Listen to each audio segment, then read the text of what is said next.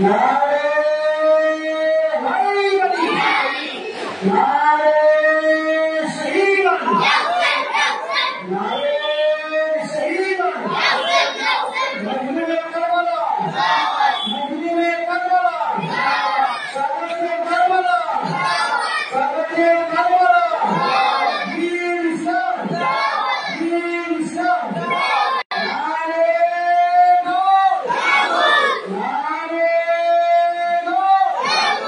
Mustahil zaman üretme olan Galatasaray'ın Galatasaray'ın hüdut hakkında. Dünya zaman Amerika'nın Galatasaray'ın Galatasaray'ın hüdut hakkında. Yönetmenin hüdut hakkında. Yönetmenin hüdut hakkında. Nâre tekbir. Nâre Risale.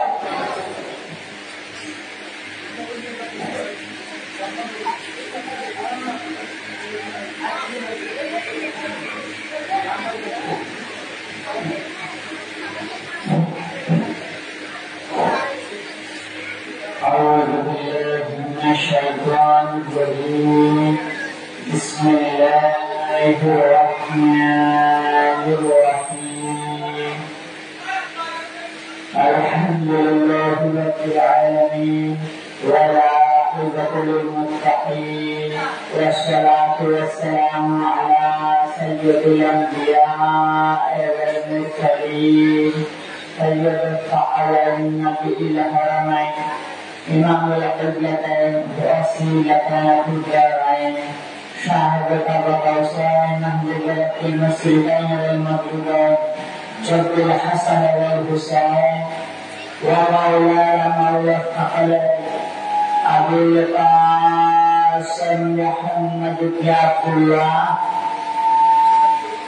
وآله الطيبين الطاهرين المعصومين وأصحابه المقربين وأهله الكريم الغوث العظم الجلاني القفار على جده نبينا عليه الصلاة والتسليم وأهله الكريم شيخنا ومولانا سيد الشيخ سعود علي القاضي الحسني الحسيني مدد الله العظيم. أما بعد فأعوذ بالله من الشيطان الرجيم بسم الله الرحمن الرحيم من جاء بالحسنة فله خير منها وهم من فزائل يومئذ آمنون. صدق الله العظيم وصدق رسوله الأمين الكريم. نحن ولا من الشاهدين ومن الشاكرين والحمد لله رب العالمين. إن الله وملائكته يصلون على النبي يا أيها الذين آمنوا صلوا عليه وسلموا تسليما. সকল উচ্চস্বরের নবী ও আলে নবীকে হাজির ও নাজির মেনে দুর্গে বাক্য আল্লাহুম্মা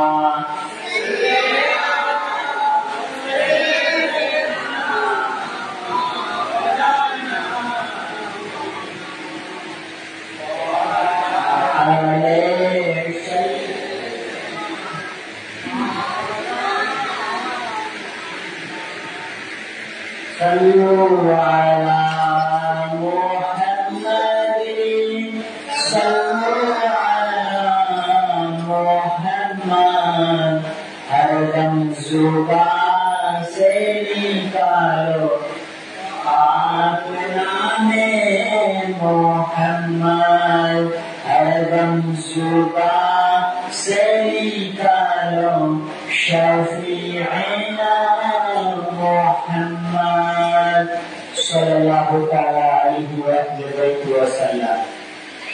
मुअज़्ज़ज़ सामईन किराम अस्सलामु आलैकुम व रहमतुल्लाहि व बाराकातुहू.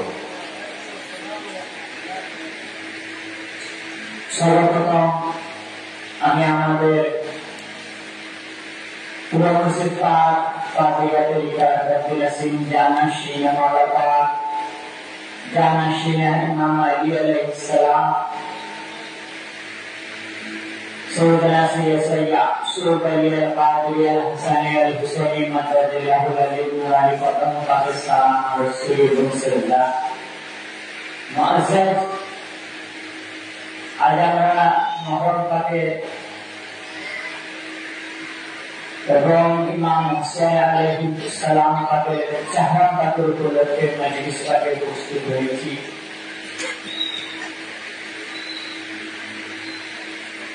খুব লম্বা বক্তব্য হবে না, যেহেতু সময় শর্ট, তার মধ্যে কিছু বিষয় আপনাদের সামনে তুলে ধরার চেষ্টা করব যদি প্রিয় মুর্শিদ পাক নজরে করম করে।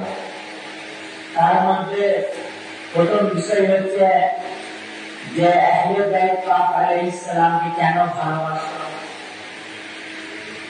কারণ যদি উনাদের ভালোবাসাই না বুঝে তাহলে মাতমটা বুঝতে পারবে না। উনাদের যদি ভালোবাসাই না বুঝে তাহলে উনারা বুঝতে পারবেন না। উনাদের যদি ভালোবাসাই না বুঝে তাহলে উনাদের জন্য কান্না করতে পারবেন না। আগে ভালোবাসা বুঝতে হবে। আমি যদি কাউকে ভালোবাসি, সে বন্ধু হোক, মা বাবা হোক, ভাই হোক, বোন হোক, কেউ যাকে আমি অন্তরের গভীর থেকে ভালোবাসি, তার জুদায় তার বিচ্ছেদ আমাদের কষ্ট দেয় এবং তার বিচ্ছেদের কারণে আমরা কি করি? কান্না করি না যায়। এবং কিছু কিছু ব্যক্তি আছে ডিপ্রেশনে চলে যায়, দুশ্চিন্তায় চলে যায়। কারণ কি? তাকে সেই অন্তরের গভীর দিয়ে ভালোবাসে, আর সেই ভালোবাসার মধ্যে কোনো ভেদাভেদ ছিল না, ছিল না। সেই কারণে সেই ব্যক্তির জন্য সে কষ্ট পায়। ঠিক সেরকম ইমাম হুসাইন আলাইহিস সালাম আমাদের জন্য কি প্রথম সমস্ত উম্মতে মুহাম্মদ সাল্লাল্লাহু আলাইহি ওয়াসাল্লামের জন্য ইমাম হুসাইন আলাইহিস সালাম হচ্ছেন নেতা। সমস্ত উম্মতের কি ইমাম হুসাইন আলাইহিস সালাম নেতা। যে উম্মত তারই নেতা হবে ইমাম হুসাইন আলাইহিস সালাম। যে উম্মত রাসূল পাকে তারই ইমাম হবে ইমাম হুসাইন আলাইহিস সালাম। যে উম্মত নয় তার ইমাম নয়, তার নেতা নয় ইমাম হুসাইন। যে উম্মত তার যোগ্য। আর এই যে ভালোবাসাটা যদি বুঝি, এখন দেখেন একটা কথা আমি বলছি যে আমি মিলন ভাইকে ভালোবাসি, এটা একটা অন্যরকম কথা। আমি তারপর বলছি উসমান ভাই আপনি যেন মিলন ভাইকে ভালোবাসেন। আমি ভালোবাসি মিলন ভাইকে, এটা আপনাদেরকে বলছি, এটা অন্যরকম কথা। আর যখন আমি বলছি উসমান ভাই আপনি মিলন ভাইকে ভালোবাসেন, কারণ আমি মিলন ভাইকে ভালোবাসি, এই কথার মধ্যে চাকরি আলাদা আছে, জোরপূর্বক কথা। তার মানে এই ভালোবাসাটা শুধু আমার ভিতরে সীমাবদ্ধ নয়, এই ভালোবাসা প্রচার করছি এবং আমি যাকে ভালোবাসি তার ভালোবাসা অন্যদের কাছে চাইছি। কারণ কি? কারণ উসমান ভাই বলে আমি সিরাজ সাহেবকে, মামা সাহেবকে ভালোবাসি। উসমান ভাই বলে কি আমাকে ভালোবাসে। উনি যখন বলেন আমাকে ভালোবাসেন, তো আমি ভালোবাসা চাইছি কাকে? যাকে আমি ভালোবাসি। উদাহরণস্বরূপ সবাইকে ভালোবাসি, বোঝাবার জন্য এই ভালোবাসাটা কি হবে? তাকিদ বৃদ্ধি। আর এটা কি বৃদ্ধি হবে? উসমান ভাইকে বললো আমাকে ভালোবাসে, আর আমি উসমান ভাইকে বললাম যে আপনি মিলন ভাইকে ভালোবাসেন। যদি উসমান ভাই মিলন ভাইকে না ভালোবাসে তাহলে আমাকে ভালোবাসা প্রমাণ হবে, আমাকে ভালোবাসা প্রমাণ হবে না। আমার ভালোবাসা পেতে গেলে, আমাকে ভালোবাসতে গেলে তার প্রমাণ হচ্ছে মিলন ভাইকে ভালোবাসা, যেহেতু আমি বলি। আর যে যাকে ভালোবাসে তার কথা শুনে, আর তার কথা যদি অনুসরণ না করে তাকে ভালোবাসতে পারে না। ঠিক সেরকম আল্লাহ তাবারক ওয়া তাআলা সূরা নামলের 90 নম্বর আয়াতের মধ্যে বলছেন মান দাআ বিল হাসানাতি ফালাহু খায়রুম মিনহা ওয়া হুম মিন ফাজাই ইয়াওমা ইযিন আমিনুন। যে ব্যক্তি সেদিন নেকি নিয়ে আগমন করে, নেকি নিয়ে আগমন করবে তার জন্য থাকবে এর চেয়ে উত্তম প্রতিদান। আর তারা সেদিন বিজয় স্তম্ভ হওয়া থেকে নিরাপদ থাকবে, শান্তিতে থাকবে। অর্থাৎ আল্লাহ তাআলা বলছেন এই আয়াতের মধ্যে যে একটা নেকির কথা, যে এই নেকি নিয়ে আসবে আখিরাতের ময়দানে আল্লাহ তাআলার সাথে দেখা করবে। তো আল্লাহ তাআলা বলছে সেই নেকির জন্য তার উত্তম প্রতিদান দেবে। কি দেব? উত্তম প্রতিদান। এবং সে আখিরাতে তার অন্তরে ভয় থাকবে এবং সে শান্তিতে থাকবে, শান্তিতে থাকবে। তার অন্তরে কোনো ভয় থাকবে না, কোনো দুঃখ থাকবে না, কোনো কষ্ট থাকবে না, কিন্তু সে আখিরাতে শান্তিতে থাকবে যদি সেই নেকি কাটে। তাহলে প্রশ্ন, সেই নেকিটা কি? নামাজ? সেই নেকিটা কি রোজা? সেই নেকিটা কি হজ? সেই নেকিটা কি যাকাত? সেই নেকিটা কি দান খয়রাত? সেই নেকিটা কি সাদকা? সেই নেকিটা কি আল্লাহর কসম মানা? সেই নেকিটা কি রাসূলের রিসালাত মানা? এগুলো কাদের জন্য হচ্ছে? যারা তাওহীদ মানে, আল্লাহ কাদের জন্য বলছে?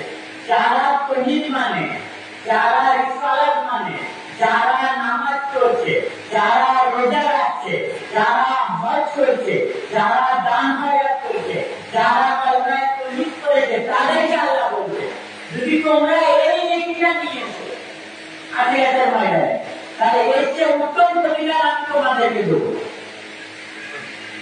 যদি নামাজের কথা আল্লাহ বলছে না যে নামাজ নিয়ে এসো তবে তোমাদের উত্তম প্রতিদান দেবো, রোজা নিয়ে এসো তবে তোমাদের রোজার উত্তম প্রতিদান দেবো, হজ নিয়ে এসো হজের উত্তম প্রতিদান দেবো, যাকাত নিয়ে এসো যাকাতের উত্তম প্রতিদান দেবো না। যারা নামাজ পড়ছে, যারা রোজা করছে, যারা হজ করছে, যারা রোজা রাখছে, যারা হজ করছে, যারা যাকাত দিচ্ছে, যারা আল্লাহর তাওহীদকে মেনেছে, আল্লাহ তাদেরকে বলছে যে তোমরা নেকিটা নিয়ে এসো। যদিও নেকিটা নিয়ে আসো তাহলে তোমাদের আখিরাতে কোনো ভয় থাকবে না, কোনো চিন্তা থাকবে না, কোনো টেনশন থাকবে না, এবং তোমরা শান্তিতে থাকবে, তোমাদের হৃদয়ে শান্তি থাকবে আখিরাতের মধ্যে। তারপরে আয়াতে বলছে ফামান জা বিসাইয়াতি ফাকাত উজুহুম ফিন্নার। তবে যারা আখিরাতের দিনে বড় আমল নিয়ে আসবে, সাইয়া নিয়ে আসবে, তাদের গর্দান ধরে জাহান্নামে দিবে। কি ধরে? বলতে অগ্নিত অদম আছে, অগ্নিতে নিক্ষেপ করবেন আল্লাহ। যদি সেই খারাপ আমল নিয়ে আসে, আর ভালো আমল নেকি থাকলে যদি নিয়ে আসে তাহলে আল্লাহ এবং শান্তি থাকবে না। আর যদি খারাপ আমল করে নিয়ে আসে, মন্দ কাজটা নিয়ে আসে, সাইয়া কাজটা নিয়ে আসে, তাহলে তাদের তাদের গর্দান ধরে জাহান্নামে দিবে। এই গর্দানটা ধরে জাহান্নামে দিবে। যারা নেকি নিয়ে আসবে তারা শান্তিতে থাকবে, তাদের এই আয়াতের মধ্যে ইমাম বুখারী তার মুসনাদের মধ্যে বলছে ওয়ালা বা'দু আখদা মিন হাযা তাফসীর। যে বলতে এই আয়াতের জ্ঞানী তাফসীর থেকে অনেক উলামায়ে কেরাম এই শব্দ নিয়েছেন, এই আয়াত করেছে যে আল্লাহ উনাব্বিউকুম বিহসানাতিন লা তাদুরু মা'a মাসিয়াতুন। বলছে তোমাদের কি সেই নেকির খবর দেবে না যেই নেকিটা তোমাদের ভেতরে যদি থাকে আর তোমাদের ভিতরে যদি গুনাহ থাকে, সেই নেকিটা আল্লাহ উনাব্বিউকুম বিহসানাতিন, যদি তোমাদের ভেতরে সেই নেকিটা থাকে, সেই নেকির খবর দেবে না। যদি নেকিটা থাকে লা তাদুরু মা'a মাসিয়াতুন, যদি সেই নেকিটা থাকার কারণে তোমাদের মধ্যে যদি গুনাহ থাকে তো সেই গুনাহ তোমাদের ক্ষতি করবে। তারপরে বলছে আলা উনাব্বিউকুম বিসাইয়াতি লা তানফাউ মুআতাআতুন, বলছে এবং সেই গুনাহ কাজ, সেই মন্দ কাজের খবর দেবো না। যদি তোমাদের ভেতরে সেই গুনাহ কাজ, সেই মন্দ কাজ থাকে, তাহলে আল্লাহর ইতাআত, আল্লাহর আনুগত্য না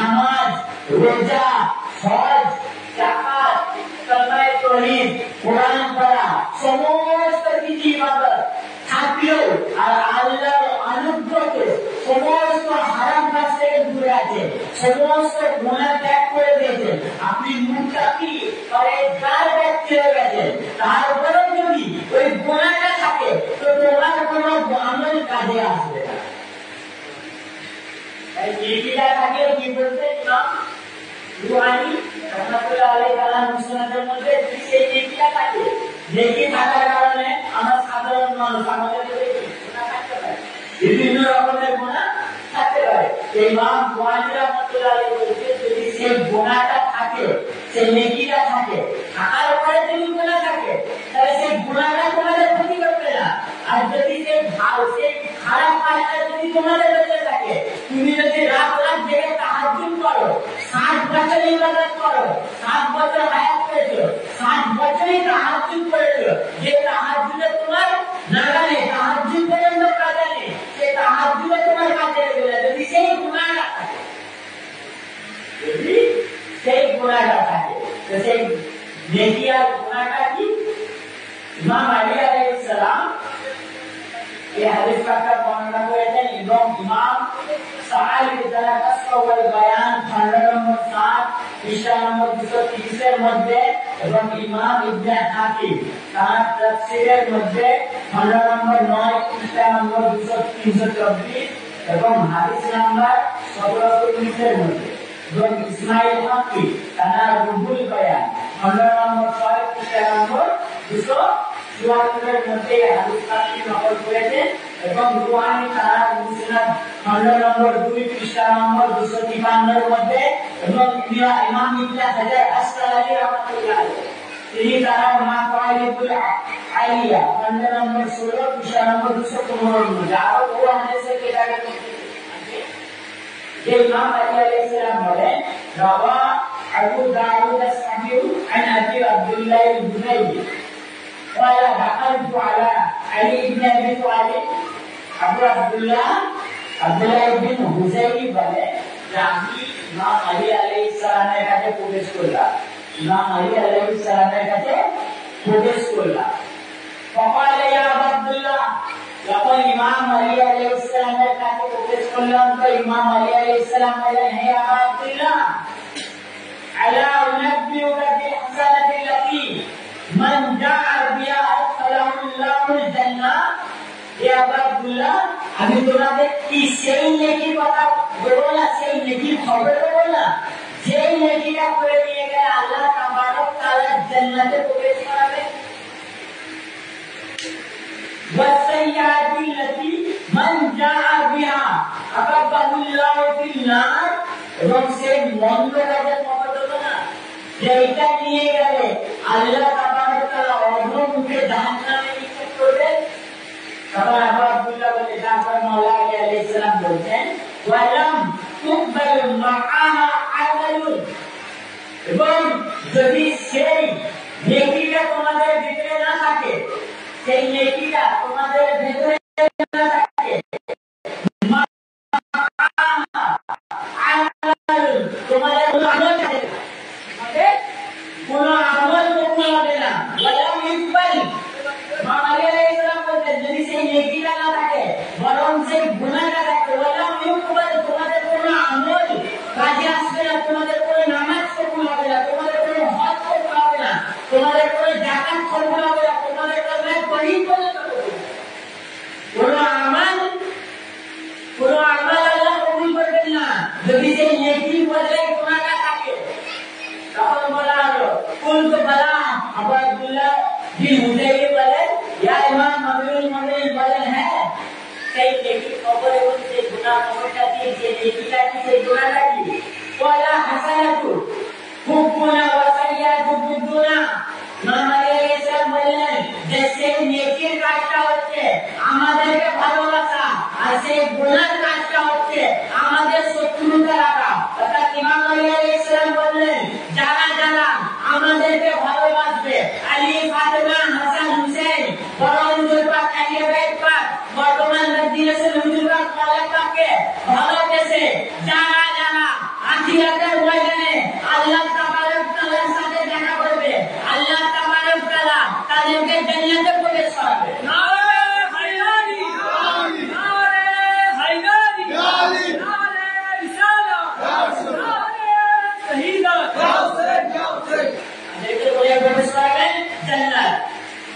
মজার বিষয় শুনে ইমাম আলী আলাইহিস সালাম বলেন যদি সে গুনাহটা থাকে নেকিটা না থাকে ওয়ালা ইউকবাল মাআ আমাল তাহলে কোনো আমল কবুল হবে না আপনার ভিতরে আইয়ে বাইতের ভালোবাসার নেকি আছে যেই নেকি নিয়ে যাবার হুকুম আল্লাহ দিয়েছেন যদি সেই নেকিটা আছে এবং আপনি সুবহানাল্লাহ বলছেন তো সুবহানাল্লাহ বলা আল্লাহ তাবারক তাআলা সঙ্গে সঙ্গে কবুল করবে সুবহানাল্লাহ বলা আল্লাহ তাবারক তাআলা সঙ্গে সঙ্গে কবুল করবেন কারণ আপনাদের মধ্যে সেই নেকিটা আছে এবং সেই নেকিটা থাকা করুন আরেকটা হাদিস পাকের মধ্যে রয়েছে যে যারা আল্লাহ তাবারক তাআলা বলেন যারা সেই নেকিটা নিয়ে আসবে আল্লাহ তাবারক তাআলা বলেন তাদের আমলে 10 গুণ নেকি বাড়িয়ে দেবে কত গুণ 10 গুণ সেই আয়াতের তাফসীরে ইমাম আলী আলাইহিস সালাম বলছেন সেই নেকিটা সেই নেকিটাই হচ্ছে আহলে বাইতের ভালোবাসা যদি আহলে বাইত পাককে ভালোবাসে ভালোবেসে সুবহানাল্লাহ বলছে তো সুবহানাল্লাহ বললে 90টা নেকি আর সেই ভালোবাসার সাথে যদি বলে তো সেই নেকিটা 10 গুণ বেড়ে যাবে কি বেড়ে যাবে 10 গুণ আচ্ছা সবাই এক নামাজ পড়ে কিভাবে নেকি কামাবার জন্য রোজা রাখতে কিভাবে নেকি কামাবার জন্য হজ করতে কিভাবে নেকি সওয়াব কামাবার জন্য সুবহানাল্লাহ সওয়াব কামাবার জন্য তারপরে কুরআন পাঠ পড়ার জন্য সওয়াব কামাবার জন্য আহলে বাইত পাককে কেন ভালোবাসা দেয় এই ভালোবাসার গুরুত্ব আছে এই আয়াতটাকে ভালোবাসার গুরুত্ব যারা বলে নেকি কাজ করো ভালো আমল করো জান্নাতে যাবে ভালো আমল করলে জান্নাতে যাবে তাদের উত্তর এটা কি যদি আহলে বাইতের ভালোবাসা না থাকে তোমাদের তো আমল কবুল হচ্ছে না আর যদি আমাদের মনে আহলে বাইতের ভালোবাসা আছে আর ওই ভালোবাসা নিয়ে যদি নামাজ পড়ছি তো আল্লাহ তাবারক তাআলা সেই নামাজের 10 গুণ নেকি বাড়িয়ে দিচ্ছে আচ্ছা আখিরাতের ময়দানে একটা নেকির জন্য উম্মত এই দল ওই কাছে নিজের মায়ের কাছে যাবে যে আমাকে একটা নেকি দি নিজের বাবার কাছে যাবে আমাকে একটা নেকি দি নিজের ভাইয়ের কাছে যাবে আমাকে একটা নেকি দি নিজের সন্তানের কাছে যাবে আমাকে একটা নেকি দি তখন তার মাও তাকে নেকি দেবে না তখন তার বাবাও তাকে নেকি দেবে না তখন তাকে তার স্ত্রীও নেকি দেবে না তখন তাকে তার সন্তানও নেকি দেবে না কেউ নেকি দেবে না কিন্তু যদি আহলে বাইতের ভালোবাসা নিয়ে আপনি ইন্তেকাল করেন আখিরাতে ওঠেন আপনাকে নেকি চাইতে হবে না কারণ আপনার নেকি অলরেডি 10 গুণ বাড়ানো আছে 10 গুণ বাড়ানো আছে তো আপনার নেকির অভাব হবে না তারপরে কি বলে যারা শত্রুতা নিয়ে মৃত্যুবরণ করবে তাদের আল্লাহ তাবারক তাআলা অন্য মুখে জাহান্নামে জান্নাতের আশা রাখার নাই কেউ জাহান্নামে যেতে চায় কেউ জাহান্নামে যেতে চায় না সবাই জান্নাতে যেতে চায় যদি মদ হয় সেও বলবে আমি জান্নাতে যেতে চাই যদি দোয়া করে সেও বলবে আমি জান্নাতে যেতে চাই সবাই জান্নাতে যাওয়ার আশায় আছে তো জান্নাত একমাত্র পাওয়া যাবে আহলে বাইতের ভালোবাসাতে বিনা আহলে বাইতের ভালোবাসাতে কেউ জান্নাত পাবে না রাত ভর ইবাদত করে গেলেও জান্নাত পাওয়া যাবে না যদি আহলে বাইতের ভালোবাসা না থাকে তারপরে দেখেন ইমাম হুসাইন আলাইহিস সালামের আহলে বাইতের ভালোবাসা দু একটা হাদিস বললাম ভালোবাসা কি করে ভালোবাসা নিজে ভালোবাসা চায় ভালোবাসা নিজে ভালোবাসা চায় আরে নবী করিম সাল্লাল্লাহু আলাইহি ওয়াসাল্লাম আমাদের কি ভালোবাসা আমাদের ভালোবাসা আছে নবী পাক কোন উম্মত বলে নবী পাক ভালোবাসা আমি ওয়াহাবিকে জিজ্ঞাসা করেন ওয়াহাবি বলবে আমি নবী পাককে ভালোবাসি বেরেলভিকে জিজ্ঞাসা করেন নবী পাককে ভালোবাসেন বেরেলভি বলবে আমি নবী পাককে ভালোবাসি তাবলীগ জামাতকে জিজ্ঞাসা করেন তাবলীগ জামাত ভাই তুমি কি নবী পাককে ভালোবাসো সেটা বলবে নবী পাককে ভালোবাসি সমস্ত উম্মত বলে হ্যাঁ আমি নবী পাককে ভালোবাসি তো যারা যারা নবী পাককে ভালোবাসে তাদেরকে নবী পাক বলছে যারা যারা দাবি করে যে আমরা নবী পাককে ভালোবাসি যারা তাদেরকে নবী পাক বলছে কারণ নবী পাক সাল্লাল্লাহু আলাইহি ওয়াসাল্লাম এখানে নির্দেশ সূচক বাক্য ব্যবহার করেছে তাহলে আমার ব্যবহার করেছে আমার এই শিক্ষা আমার বারবার করেছেন, হুকুম দিয়েছেন,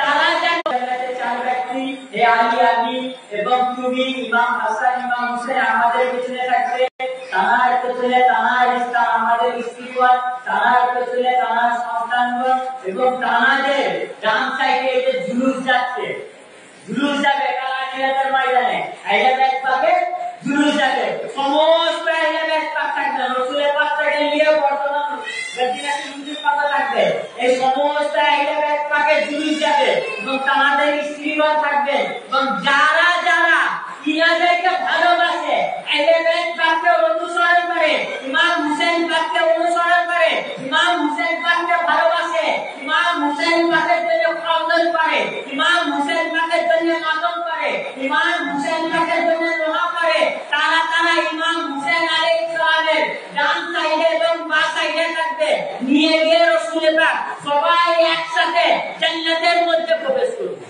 নারে হায়দারি, নারে হায়দারি, নারে শহীদান, নারে শহীদান, হিন্দিপুর দরবার শরীফ, হিন্দিপুর দরবার শরীফ, নারে তাকবীর। আজ কিছু মানুষ কি বলে যে ইমাম হুসেন আলাইহিস সালামের মাতম পাক করা বেদাত হারাম, ইমাম হুসেন আলাইহিস সালামের নোয়া পাক করা হারাম, নোয়া পাক করা বেদাত, ইমাম হুসেন আলাইহিস সালামের জন্য জিকির আজা করা বেদাত, দম মানানো বেদাত, তাজিয়া পাক বয়া করা বেদাত, তাজিয়া পাক করা হারাম, মাতম করা হারাম। যারা এই হারামের ফতোয়া দিতে থাকে তারা কি জানে না যে ইমাম হুসেন পাককে ভালোবাসাটাই হচ্ছে ঈমান। যখন আপনি যাকে ভালোবাসবেন তার জন্য বর্ণন করাটাও হচ্ছে ঈমান, কারণ তাদের ভালোবাসাটা হচ্ছে ঈমান, তখন তার জন্য দুঃখ প্রকাশ করাটাও ঈমান। আপনি যাকে ভালোবাসেন তার জন্য দুঃখ প্রকাশ করাটা ঈমান, কারণ ইমাম হুসেন পাকের ভালোবাসাটাই হচ্ছে ঈমান। এবং কি নবী সাল্লাল্লাহু আলাইহি ওয়াসাল্লাম আর হাদিস পাকের মধ্যে রয়েছে যেরকম ইমাম হুসেন তাদের জন্য মাতম পাক করার ফায়দা কি, আমি আসবো দু চার কথা বলবো মাতম পাকের উপর, তারপরে কারবালার দু একটা শাহাদাত পাক শুনিয়ে আমার বক্তব্য শেষ করব। কি যে মাতম পাক করা যাবে না, যে কে মাতম করেছে, কে মাতম পাক করেছে, কার ঘরে মাতম পাক হয়েছে, এটা বলে না মৌলভীরা ফতোয়া দেয় যারা মাতম পাক করে তাদের ঘরে পানি খাওয়া হারাম। ফতোয়া দেয় যে যারা মাতম পাক করে তাদের ঘরে পানি খাওয়া হারাম, তাদের সালাম দেওয়া হারাম, তাদের ঘরে যাওয়া হারাম। এই যে হারামের ফতোয়া দিচ্ছেন, যে এই হারামের ফতোয়া কোথায় কোথায় যাবে সেটা জানে না, এই হারামের ফতোয়া কোথায় কোথায় যাবে সেটা জানে না। এখন পর্যন্ত জানেন যে প্রথম মাতম পাক কার ঘরে হয়েছে, নোহা কে প্রথম করেছে? মাতম পাক করা ইবাদত, নোহা পাক করা ইবাদত, তাজিয়া পাক করা ইবাদত, কারণ এই মাতম পাক করা, নোহা পাক করা নবী পাকের সুন্নাত, আর নবী পাকের সুন্নাতটা ইবাদত। হযরত হামজার জন্য হযরত হামজা রাদিয়াল্লাহু তাআলা লিখেছিলেন, নবী পাকের চাচাজান ছিলেন, ইনি উহুদের যুদ্ধে শহীদ হয়েছিলেন, তার জন্য নবী পাক মাতম করেছেন, নবী পাক নোয়া করেছেন। দেখেন عن ابن سجان من حديث ابن مسعود رضي الله تعالى عنه, আমি পরে রেফারেন্স দিচ্ছি, আব্দুল্লাহ ইবনে মাসউদ রাদিয়াল্লাহু তাআলা থেকে হাদিস বলেন, মা রাইনা রাসূলুল্লাহ সাল্লাল্লাহু আলাইহি ওয়াসাল্লাম বাকিয়াল কাতু আসাদা মিন বুকাই আলা হামজাতি, যে আমরা নবী পাক সাল্লাল্লাহু আলাইহি ওয়াসাল্লামকে এত বেশি কান্না করতে দেখি না কারোর জন্য, কেবলমাত্র হযরত হামজা, হযরত হামজার জন্য কান্না করতেন। ওয়াদা ফিল কিবলাতি, যখন তারপরে ইমাম হযরত হামজা রাদিয়াল্লাহু তাআলা আনহু রাসূল পাক সাল্লাল্লাহু আলাইহি ওয়াসাল্লাম কিবলার দিকে শোয়ালেন, ওনার লাশ মুবারক নিয়ে রাসূল পাক কান্না করছেন। কার? হযরত হামজা রাদিয়াল্লাহু তাআলা। যারা বলে শহীদের জন্য মাতম করা যাবে না, আবার একটা নতুন ফতোয়া বার হয়েছে, কি ঢোল বাজালে বলে, কি বলে যে তোমার বাপ মরে গেলে ঢোল বাজাবে, এবং মাতম করলে বললে তারা জিন্দাকে মাতম করতে কেন? আমরা জিন্দাদের মাতম করি না, যখন মাতমের কথা আসে তখন বলে আমরা জিন্দাদের জীবিতদের মাতম করি না, আর যখন ঢোল বাজাবার কথা আছে, তোমার বাপ মরে গেলে ঢোল বাজাও, সর্বপ্রথম যারা এই যুক্তি দেয় তারা সঙ্গে সঙ্গে কাফের হয়ে যাবে। কারণ কি? এটা স্পিকার সাথে দিচ্ছে, এই উদাহরণ কাকে দিচ্ছে? ইমাম হুসেন বাপকে। আর ইমাম হুসেন বাপ মৃত নয়, উনি জীবিত, উনি জীবিত। তো এটা বললো তোমার বাপ মরে গেলে ঢোল বাজাও, তো অ্যাকচুয়ালি কাদেরটাকে ইমাম হুসেন বাপ ইন্তেকাল করেছে, শাহাদাত বরণ করেছে, ইমাম বাপকে মারা বললো। যখন এই কথাটা বললো তখনই সে কুরআনের বিরোধিতা করে কাফের হয়ে গেল। এবং আমরা শহীদের জন্য, বাস্তব কথা, আমরা শহীদের জন্য মাতম করি না। ইমাম হুসেন বাপ শহীদ হচ্ছেন এর জন্য মাতম করি না। ইমাম আলী আসগার আলাইহিস সালাম শহীদ হচ্ছেন এর জন্য মাতম করি না। ইমাম আলী আকবর আলাইহিস সালাম শহীদ হচ্ছেন এর জন্য মাতম করি না। আমরা এর জন্য মাতম করি যে নবীর উম্মত, নবীর সাহাবারা, কারবালায় যারা ছিল তাদের মধ্যে অনেকজন সাহাবা ছিল, সাহাবার ছেলে ছিল, যে নবীর উম্মত, যেই নবীর কলমা পড়েছে, যেই নবী ইমাম হুসাইনের কান্না সহ্য করতে পারতেন না। একদিন রাসূল পাক সাইয়্যিদা খাতুনে জান্নাত পাকের ঘর মুবারক দিয়ে যাচ্ছে, যেতে যেতে শুনতে পেলেন যে ইমাম হুসাইন আলাইহিস সালাম কান্না করছেন। তো ঘরে গিয়ে খাতুনে জান্নাত পাককে বলছেন যে বেটি ফাতেমা, তুমি কি শুনতে পাচ্ছ না ইমাম হুসাইন পাক কাঁদছেন? তখন বলছে তুমি ওকে চুপ করাও, কারণ ইমাম হুসাইনের কান্না আমার সহ্য হয় না। রাসূল পাক বলেন যে ইমাম হুসাইন পাকের কান্না আমি সহ্য করতে পারি না, এ বেটি তুমি ইমাম হুসাইন পাককে চুপ করাও। তা আমরা মাতম করি কেন?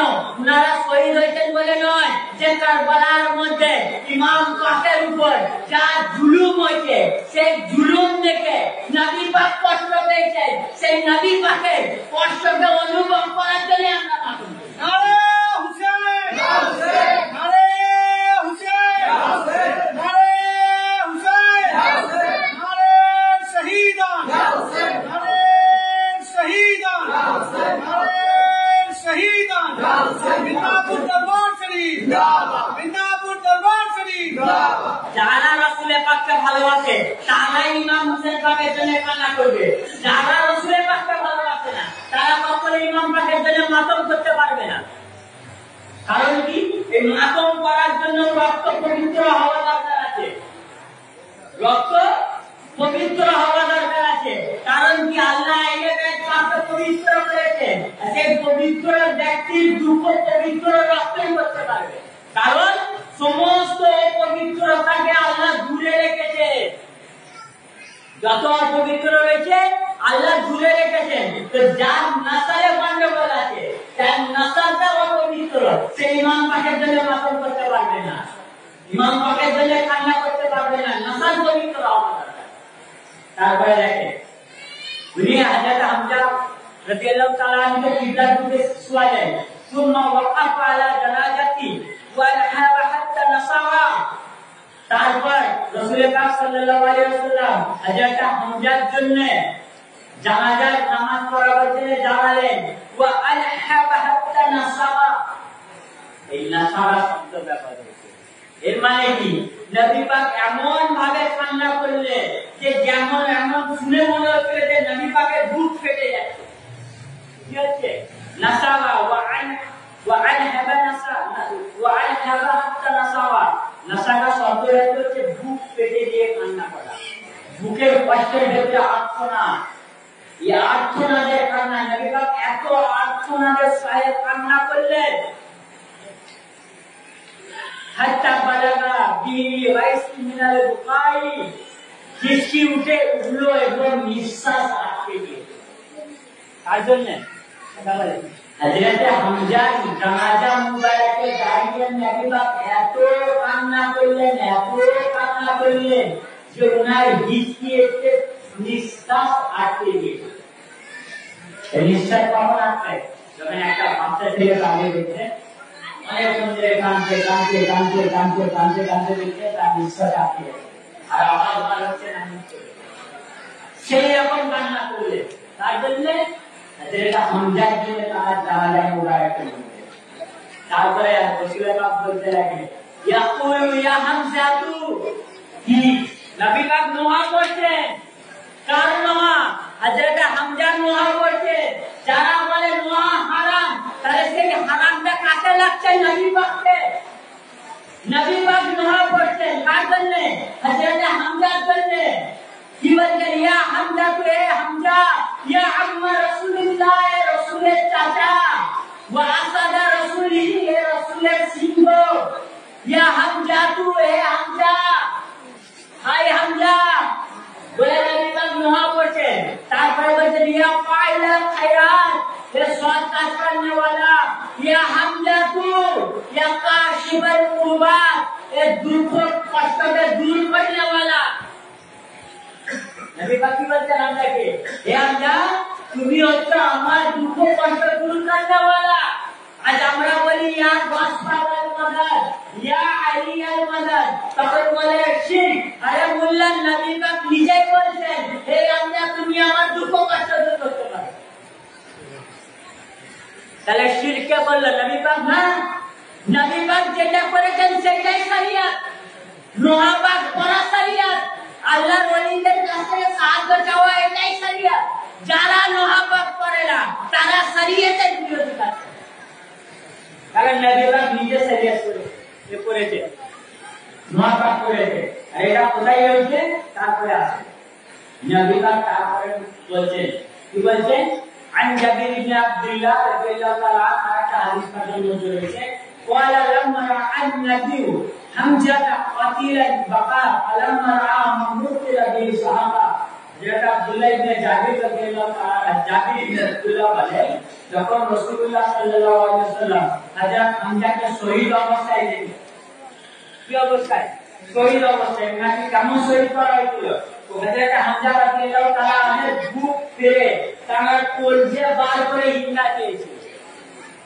হিন্দা কলজে বার করে দিয়েছিল। হিন্দাটাকে ইয়াজিদের মা দাদি মুয়াবিয়ার বউ, না মুয়াবিয়ার মা, সরি ভুল হয়েছে, ইয়াজিদের দাদি মুয়াবিয়ার মা আবু সুফিয়ানের স্ত্রী, আবু সুফিয়ানের স্ত্রী।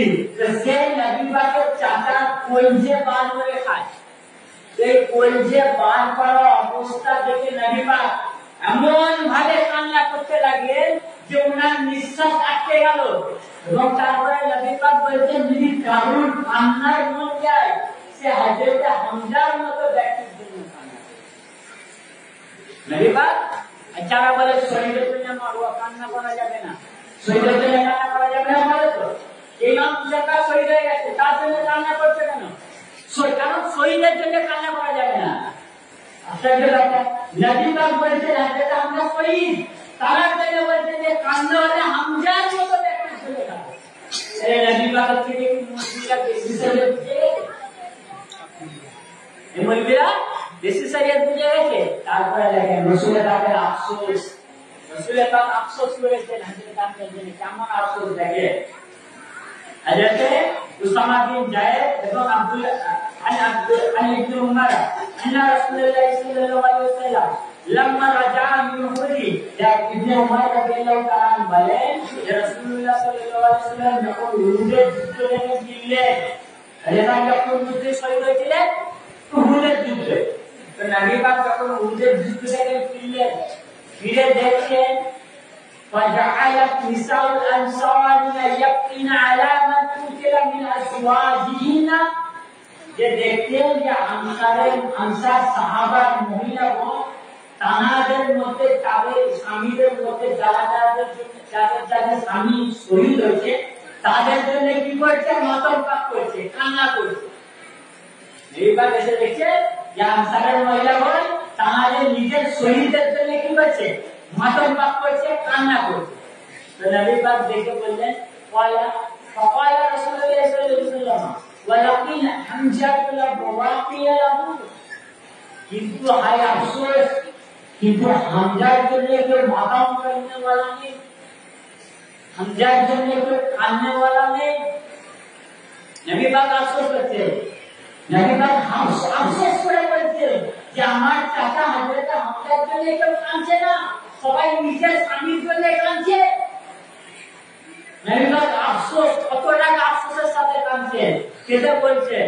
তারপর কালা সুম্মা নামাজ, যখন এই কথাটা আনসার সাহাবাগণ জানলেন, জানার পর তার মহিলারা নবী পাকের ঘরে গেলেন, গিয়ে তারপরে আসি সুম্মা নামাজ সালমাহা ওয়া কুননা ইয়াকিনা فقال قوم يوم اذا يقينا يمدك بحمزه তারপর থেকে রইতে কামনে আনসার মহিলারা সাথে কামতে চলে কামনে কানার পর থেকে তারপর থেকে এই কিতাব পাকের বলতে তারপর থেকে যত মহিলা হতো যত শহীদ হতো আজ পর্যন্ত আনসার মহিলাগণ প্রথম হযরতে হামজার জন্য মাতম করতো, তারপরে নিজের শহীদের জন্য মাতম করতো।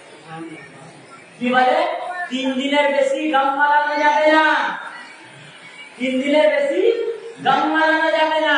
তাহলে সাহাবায়ে কেরাম মহিলারা কি সেই যুগের মহিলা মুসলমান ওনারাও সাহাবা, ওনারা সাহাবার স্ত্রী, সাহাবার সন্তান, তাবিঈনের মা, আবার অনেক সাহাবার মা। তারা সেই দিন থেকে নিয়ে যতদিন ওনারা হায়াতে ছিলেন ততদিন হযরতে হামজার জন্য মাতম করেছেন। যদি 3 দিনের বেশি মাতম করা হারাম হয় তাহলে মোল্লা তোমরা হযরতে হামজার মাতম করনে वाला সাহাবাদেরকে হারামের ফতোয়া লাগাও, হারামের ফতোয়া লাগাও কাদের সাহাবাদেরকে। আচ্ছা ভাই, এরা এটা একটা হাদিস শোনায়, কি হাদিস শোনায়? যে আমার সাহাবারা হচ্ছে আকাশের নক্ষত্র নয়, যে যাকে অনুসরণ করবে সে হেদায়েতের পথে থাকবে, সে জান্নাতে যাবে। এই হাদিসটা মওজুদ, আমি পরে আসছি, শুধু ওরা এই হাদিসটা কোট করে কি বলে যে যাকে অনুসরণ করবে, আমার সাহাবা হচ্ছে নক্ষত্রের নাই, যে যাকে অনুসরণ করবে আল্লাহ তাবারক ওয়া তাআলা তার সাথে হেদায়েত দিয়ে জান্নাতে পাঠাবে। আচ্ছা ভাই, সাহাবাকে অনুসরণ করলে হেদায়েতের উপরে থাকা, আর যারা মাতব্বর করছে তাদের বলছে গুমরা, বলতে না আমাদেরকে বলে তো যে এরা গুমরা হয়ে গেছে। তো যারা সাহাবাকে অনুসরণ করবে তারা হেদায়েতের মধ্যে। আচ্ছা, আনসাররা কি সাহাবা ছিল না? কথা বলেন, আনসাররাও সাহাবা ছিল। তো ওই আনসার সাহাবারা মাতম করেছে, তো আনসার সাহাবার অনুসরণ আমরা করে ইমাম কাকে জন্য মাতম করছি, তাহলে আমরা গুমরা হলাম কি করে?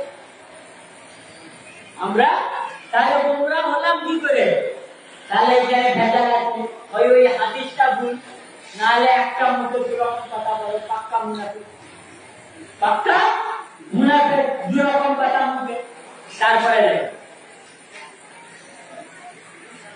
فَقُلْنَا يَوْمَئِذٍ مَا تَمَيَّزُ مِنَ النِّسَاءِ بَدَأَ النِّسَاءُ فَيَبْقَيْنَ لَحَنْجَتِ ثُمَّ يَبْقَيْنَ لَمَيَّزِينَ। সেই দিন থেকে আজ পর্যন্ত আনসারের মহিলাগণ প্রথমে হযরত হামজার জন্য মাতম করে, তারপর নিজের শহীদদের, নিজের মাইয়তের জন্য মাতম করে। আচ্ছা, এই যে হযরত হামজার মাতম কোন সময়ে হলো, কার ঘরে হলো, কতক্ষণ কাউকে জানার বিষয় আছে। এই হযরত হামজার মাতম হলো, হযরত হামজা রাদিয়াল্লাহু তাআলা আনহু আনসার মহিলাদের মাতম করলেন।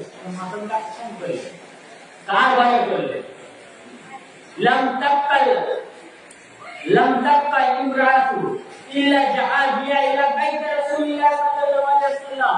আনসারে এমন কোন মহিলা ছিল না যারা নবী পাকের ঘর মুবারকে যায়নি। আনসারে এমন কোন মহিলা ছিল না যারা নবী পাকের ঘর মুবারকে যায়নি। ফাবাকাইনা বাইনাল মাগরিবি ওয়াল ইশা। তারপরে নবী পাকের ঘরে গিয়ে মাগরিব থেকে ঈশা পর্যন্ত হযরতে হামজার জন্য মাতম করলেন, আহাজারি করলেন, কান্না করলেন। কার ঘরে ভাই? নবী পাকের ঘরে, মাগরিব থেকে ঈশার মধ্যে।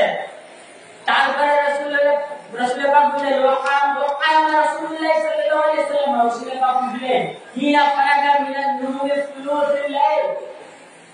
ইতিহাস রাতে রাসূল পাক যখন ঘুম থেকে উঠলেন, উঠে শুনতে পেলেন ফাসামিয়াল বুকা, রাসূল পাক শুনতে পেলেন ক্রন্দন, কান্না, মাতম, আহাজারি শুনতে পেলেন। বলেন ফাকালা মাহাদা, এটা কি হচ্ছে? ফাকাইলা নিসাউল আনসারিনা, ওয়া আনসারি ইয়াবকিনা আলা হামজাতে, তখন রাসূল পাক বললেন ইয়া রাসূলুল্লাহ, এই আনসার মহিলাগণ হযরত হামজা রাদিয়াল্লাহু তাআলা আনহুর জন্য কি করছে? কান্না করছে, মাতম পাক করছে। আচ্ছা ভাই, মাতম পাক যদি হারাম হয় তাহলে নবী পাক জিজ্ঞাসা করলেন যে মহিলারা কি করছে? তো নবী পাককে বলা হলো যে হযরত হামজার জন্য কি হচ্ছে? মাতম পাক করছে। তাহলে নবী পাককে বলে দিতে পারতেন যে মাতম পাক করো না, হারাম। বলেন, নবী পাককে বলতে পারতেন এই মৌলবীদের কথা অনুযায়ী, এই মুল্লাদের কথা অনুযায়ী, তার মুল্লাদের কথা অনুযায়ী যে নবী পাক যদি হারাম হয় তাহলে নবী পাক তখনই বলে দিতেন একদম হারাম কাজ তোমরা আমার ঘরে করলে না।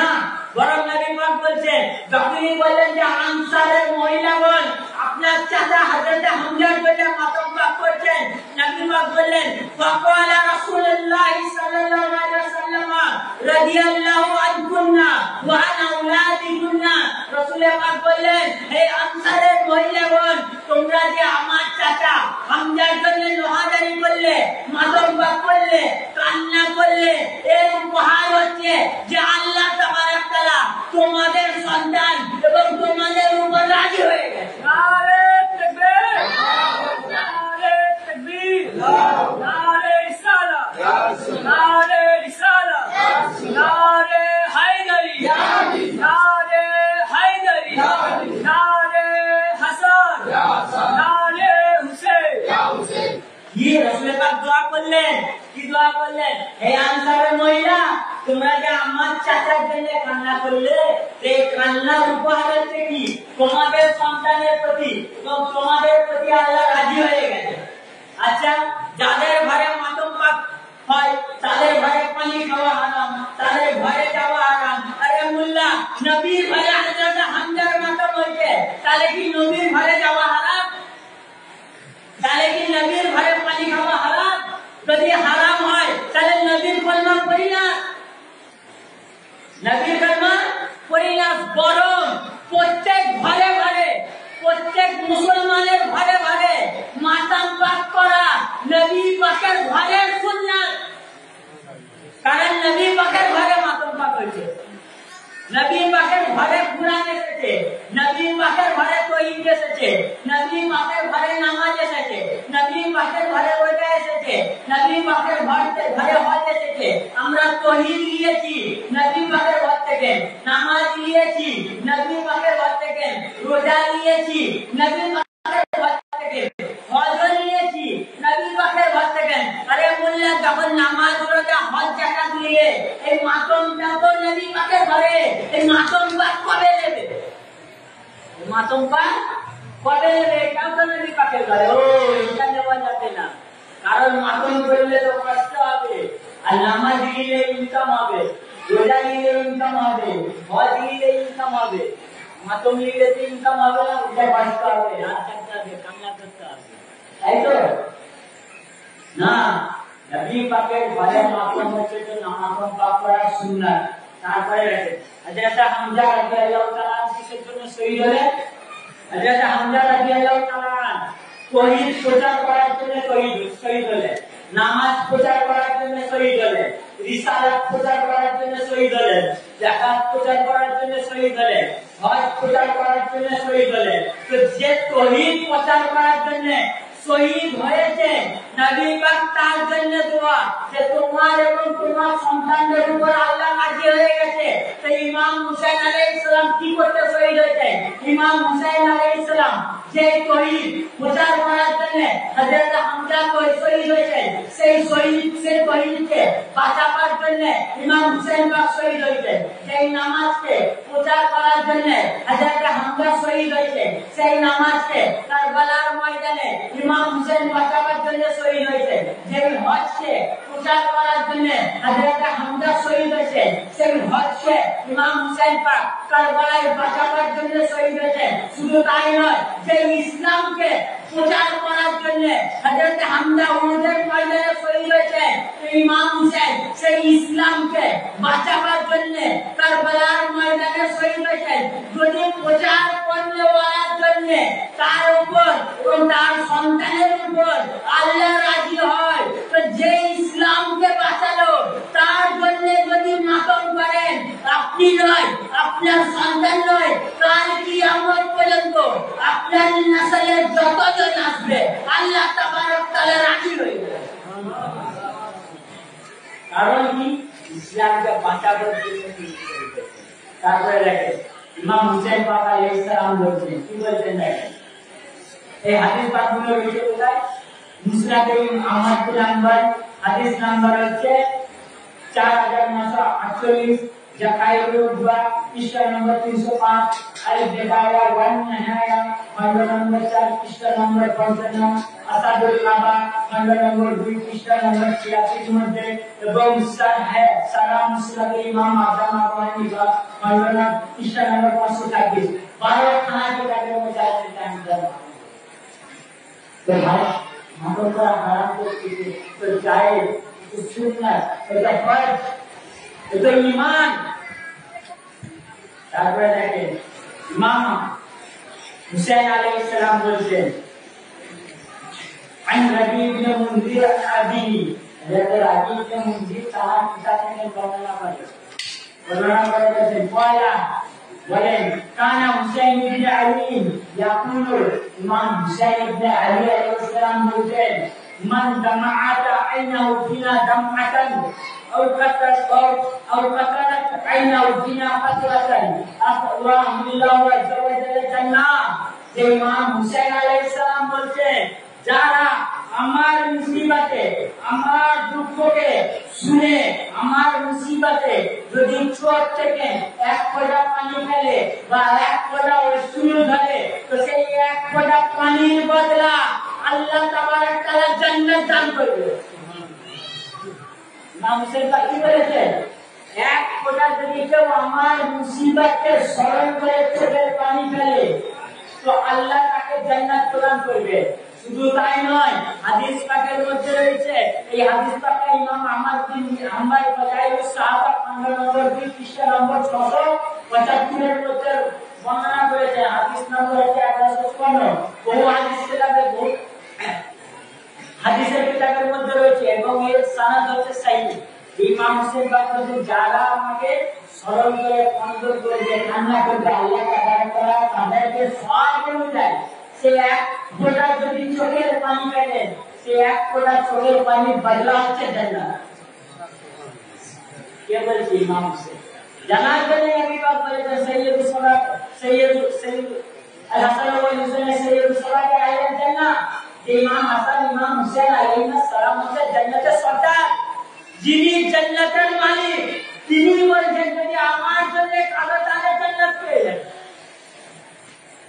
আমার জন্য যদি কাবা কাটি শুধু সারা বছর এক ফোঁটা চোখের পানি দিই, সেই চোখের পানির জন্য জান্নাত। শুধু তাই নয়, ইমাম আলী আলাইহিস সালাম বলেন যে কাল আখিরাতের ময়দানে قال عن علي بن ابي السلام عن رسول الله صلى الله عليه وسلم قال اذا كان يوم القيامه نادى منادي من بطن الارض يا اهل القيامه اقبضوا ابصاركم لتجد فاطمه بنت محمد مع علي المظلوم بدم الحسين।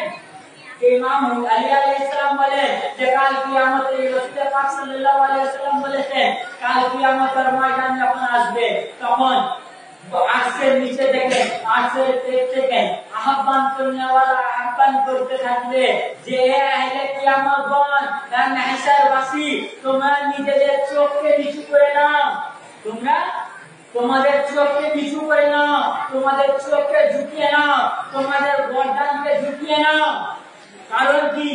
ফাতেমা বিনতে মুহাম্মদ সাল্লাল্লাহু আলাইহি ওয়াসাল্লাম ইমাম হুসাইন আলাইহিস সালামের রক্তই রঞ্জিত, রক্তে তার জামা মুবারক, রক্তের মাখা জামা মুবারক দিয়ে আল্লাহর দরবারে যাবেন।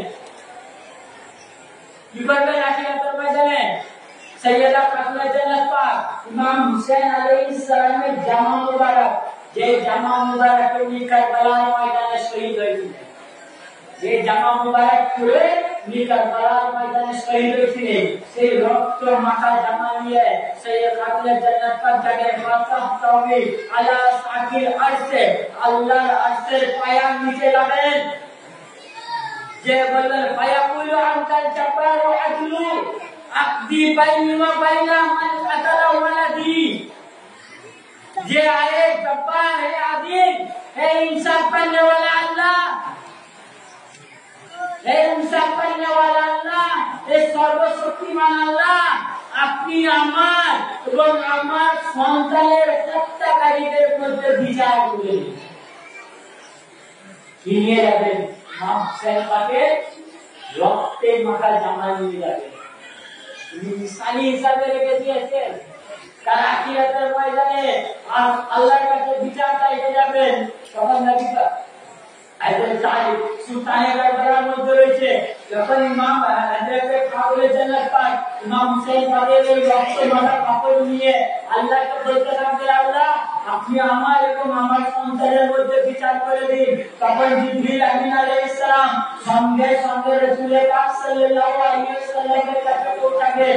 যখন রাসূল পাক সাল্লাল্লাহু আলাইহি ওয়াসাল্লাম বিচারের কাছে থাকবেন, হিসাব নিকাশের কাছে থাকবেন, তখনই যাবেন যে বলবেন, ইয়া রাসূলুল্লাহ ইয়া হাবিবাল্লাহ আপনি তাড়াতাড়ি চলুন। তখন আমার রাসূল পাক জিজ্ঞাসা করলেন, জিবরিল কেন, কি হয়েছে, আমি তাড়াতাড়ি যাব কেন?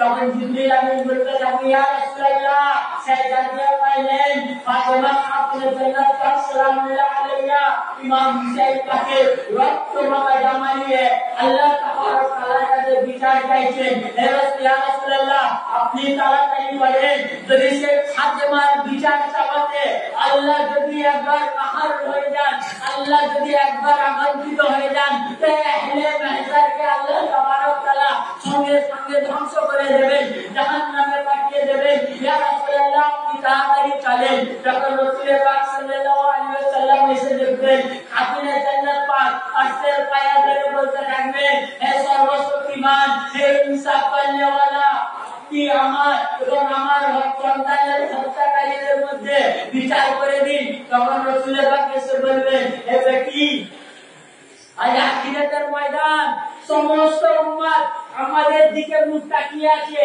যে আমরা যেন তাদের সিফারিশ করে জান্নাত দিই। হে বেটি তুমি এই কথাটা ছেড়ে দাও, এই কথাটা ছেড়ে দাও, তুমি আর তোমার সন্তানের বিচার চেও না। তারপরেও আল্লাহ বিচার করবে। তারপরে আল্লাহ আমার বেটির হাতে ফয়সালা করবেন, আমার বেটির পক্ষে বিচার করবেন। কি বিচার? উনি বিচার চেয়েছিলেন আপনার জান্নাত পাক অন্য, এবার বিচার হবে অন্য। তখন রাসূল পাক বললেন, তখন ওয়া আব্দুল কাবা সুম্মা তাকুলু, যখনই আল্লাহ তাবারক তাআলা খাতুনে জান্নাত পাকের পক্ষে বিচার করবেন, তখনই খাতুনে জান্নাত বলবেন, আল্লাহুম্মা আসফানি বিমান বাকা আলা মুসিবাতি, হে আল্লাহ তাদেরকে সাফাত করার অনুমতি দেন আমাকে, যারা আমার মুসিবতে কান্না করেছে, মাতম করেছে, আহাজারি করেছে। যারা আমার মুসিবতে কান্না করেছে, আহাজারি করেছে, মাতম করেছে, মেহা করেছে, হে আল্লাহ তাদের সাফাত করার অনুমতি দেন।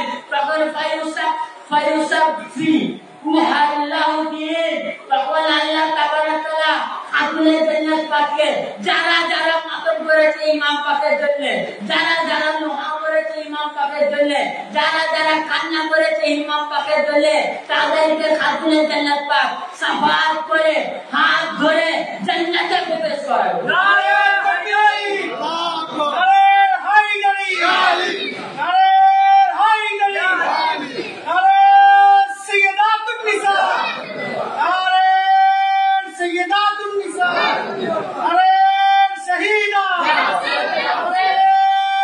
শহীদা, জিন্দাপুর দরবার শরীফ, জিন্দাপুর দরবার শরীফ, নারে তাকবীর, নারে রিসালাত। মাতম পাক কেন করবেন? এই মাতম পাক এই কারণে করে যে আখিরাতের ময়দানে খাতুনে জান্নাত পাক আপনাদের সাফাত করবে, খাতুনে জান্নাত পাক সাফাত করবে। আপনার সন্তানকে মাতম পাকের মজলিসে পাঠান, আপনার সন্তানের কথা ভাবতে হবে না, কারণ আপনার সন্তানের জন্য আখিরাতে খাতুনে জান্নাত পাক দাঁড়াবেন। আপনি জ্বালাবেন না, আপনার সন্তানের জন্য খাতুনের জন্য জ্বালাবেন আখিরাতের ময়দানে। আল্লাহর সাথে বিচার চাইবেন শুধু একমাত্র এই উম্মতকে সাফাত করার জন্য। এই প্রিয় মুসলিম লিখেছে सरकटाए आसान है हमको बचाने के लिए, बख्शवाने के लिए। उम्मत में महशर में उम्मत को बख्शवाने के लिए। तो उम्मत के हशरेर मयदाने इमाम हुसैन का बर्तन এই কারণে রাখেছে যাতে আমার নানার উম্মত বিনা হিসাবে জান্নাতে যেতে পারে, আমার নানার উম্মত জান্নাতে যেতে পারে। তো ভাই ইমাম পাকের জন্য কান্না করা শুধু আদেব নয়, ইমাম পাকের জন্য কান্না করা কোনো বেদাত নয়, ইমাম পাকের জন্য কান্না করা হারাম নয়, ইমাম পাকের জন্য মাতম করা বেদাত নয়, ইমাম পাকের জন্য নোহা করা হারাম নয়, বরং ইমাম পাকের জন্য নোহা করা হচ্ছে ইবাদত, ইমাম পাকের জন্য মাতম করা হচ্ছে ইবাদত, ইমাম পাকের জন্য কান্না করা হচ্ছে ইবাদত। এবং সেই ইবাদত এমন একটা ইবাদত যে ইবাদত করলে জান্নাতের সর্দার এবং জান্নাতের মহিলাদের সর্দার তারা জান্নাত যাবে, এটা ওয়াদা করে ফেলেছে। আজ আমরা কাঁদি, কেন কাঁদি জানেন? কারবালার ময়দানে যে জুলুম হয়েছে, আর একটা কথা, আমরা যে বুকে হাত মারি না, যে বুক চাপড়ে মারি, বুক চাপড়ে মাতম করি, মারি আমরা আমাদের বুকে, কিন্তু লাগে ইয়েজিদের রুহানি সন্তানদের বুকে। কারণ এটা হচ্ছে একটা প্রতিবাদ। এই মাতম কোনো কিছু নয়, মাজলুমের পক্ষ হয়ে জালিমের বিরুদ্ধে প্রতিবাদ, জালিমের বিরুদ্ধে প্রতিবাদ। কিসের জুলুম করেছিল ওরা? কারবালার ময়দানে ইমাম হুসেন পাকে হিমায়ুতে নিয়েছিল। কারবালার ময়দানে হযরত আলী সাকিনা সালামুল্লাহ আলাইহি কানে ঝুলিয়ে ছিঁড়ে নিয়েছিল। ইমাম হুসেন আলাইহিস সালামের শিবা মুবারকে আগুন লাগিয়েছিল। এই জুলুমের প্রতিবাদ করি আমরা। আর একটা কথা মনে রাখবে, যারা জুলুম করে তাদের বিরুদ্ধে যদি আপনি প্রতিবাদ মিছিল বার করেন তাদেরই কষ্ট হয়। তো আজকে আমরা ইমাম পাকের নামে প্রতিবাদ মিছিল বার করছি যে ইমাম হুসেন পাকের উপর কারবালায় জুলুম হলো কেন, এই প্রশ্নের জবাব চাইতে যাচ্ছি। যখনই এই প্রশ্নের জবাব চাওয়া হচ্ছে তখনই যারা জুলুম করলেও ছিল তাদের অন্তরে ব্যথা লাগছে, তাদের দুঃখ হচ্ছে, তাদের কষ্ট হচ্ছে। কারণ কি? প্রতিবাদ মিছিল মানে ওর বাপ দাদার রহস্য কাণ্ড ফাঁস হয়ে যাবে, ওর বাপ দাদার রহস্য ফাঁস হয়ে যাবে। কারণ এই জিদকে তো নিজের আব্বা বলে, রুহানি আব্বা, ডাইলগ নয়, রুহানি আব্বা। যদি আমি মাতম করছি, আমরা মাতম করি, একটা গ্যার মুসলিম দেখলো এরা মাতম করছি না, এরা কাঁদছি না, কি হয়েছে? তখন মানুষ বলে ইমাম হুসেন পাক কে ইমাম হুসেন পাক? বলবো নবী পাকের সন্তান। তখন জিজ্ঞাসা করবে কে শহীদ করে, তখন তার নাম বলতে হবে না, যে ইয়াজিদ শহীদ করেছে। তখন জিজ্ঞাসা করবে ইয়াজিদ কার বেটা, তখন নাম বলা হবে মুয়াবিয়ার বেটা। তো ইয়াজিদও নাম আসবে, বাপেরও নাম আসবে, কোন বনি উমাইয়ার নাম আসবে। তখন তো আপনি বুঝতে পেরে যাবে যে আমরা যাদেরকে রুহানি আব্বা ভেবেছি তাদের পর্দা ফাঁস। তো পর্দা ফাঁস না হবার কারণেই মাতম খারাপ, নোয়া খারাপ, না হলে খারাপ নয়। যাও মুআজ্জাজ আমি মওলা আব্বাস আলাইহিস সালামের শাহাদাত পাকটা বর্ণনা করে এবং শাহাদাত পাকের পর কিছু দু একটা জুলুম বর্ণনা করে আমার বক্তব্য শেষ করব। 7 মুহররম থেকে কারবালার মধ্যে পানি পান বন্ধ, কেউ পানি পান করেনি। কয়দিন? 3 দিন কেউ পানি পান করেনি। সুনার মধ্যে একে একে সবাই শহীদ। আলী আকবর, আলী আকবর, আলী আকবর সে জায়গায় কাসিম আলাইহিস সালাম, মওলা আলী আলাইহিস সালামের আরো সন্তান পাক একে একে সকলে শহীদ হয়ে যায়। শহীদ হয়ে যাবার পর তখন আব্বাস আলাইহিস সালাম একমাত্র জওয়ান বাকি রয়েছে, একমাত্র হযরত আব্বাস আলাইহিস সালাম বাকি রয়েছে।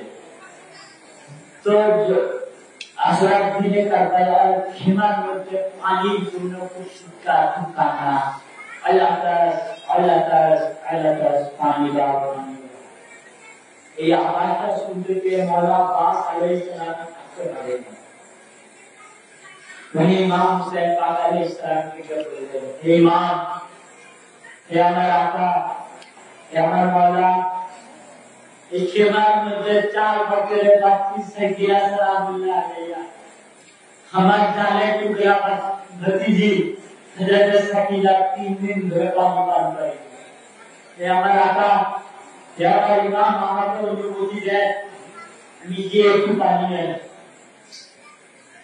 অনেক বলার পর ইমাম হুসেন পাককে অনেক বলার পর ইমাম হুসেন পাক বলছিলেন, আব্বাস তুমি তো আমার লস্করের আলমদার, তুমি যদি চলে যাও এই লস্কর ভেঙে যাবে। অনেক কিছু করার পর মৌলা আব্বাসকে ইজাজত দিলেন। কিসের ইজাজত?